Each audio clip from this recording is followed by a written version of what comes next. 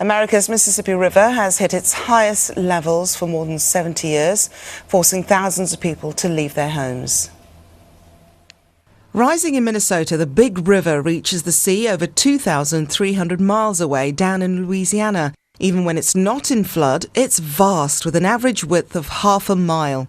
But in Memphis, Tennessee, it's already swollen to nearly 3 miles across. Its average normal depth varies along its length, but in the main shipping channel, it's usually 3 meters. That's just over 9 feet. Now on Tuesday in Memphis, it rose to 14.5 meters. That's over 47 feet and will stay that way for at least 24 hours.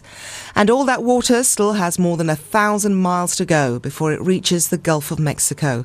Our US correspondent, Greg Milam, reports. They call it the mighty Mississippi, but the biggest river in the United States has rarely looked like this. The worst floods for 70 years. Homes and roads, livelihoods swallowed up. There was no escape for low-lying areas around Memphis in Tennessee.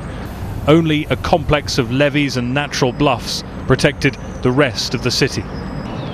The waters remain at near record high levels. Among the unlucky ones, a row of popular Memphis casinos cut off and with the immediate future uncertain.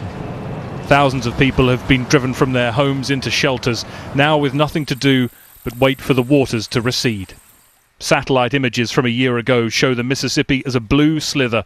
This week, the swelling is all too clear. In Devil's Bluff, Russell Petty's home is the only one that's survived. The whole community working around the clock for 5 days, filling 45,000 sandbags. Everybody else basically gave up on their home. They were overwhelmed by the water.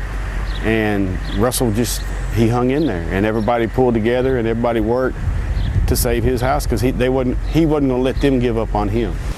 And as that river keeps rolling along, it has become something of a tourist attraction in itself. Authorities in Louisiana believe the opening of floodgates called the Spillway will save New Orleans. Are y'all worried about how high the river is? Yeah, because we heard that we might have to evacuate if it gets too high. It's pretty amazing. I thought I'd be the only guy out here, and it's a big event. The state has even started moving inmates from this prison to a jail on higher ground. America's South has seen weeks of tornadoes and thunderstorms, torrential rains filling a river system already swollen by the melting of heavy winter snow. Those who call the Mississippi home accept this as a fact of life.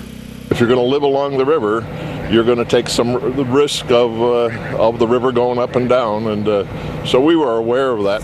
It will take 2, maybe 3 weeks before this water has gone. They can only guess what will be left behind. Greg Milam, Sky News, Washington.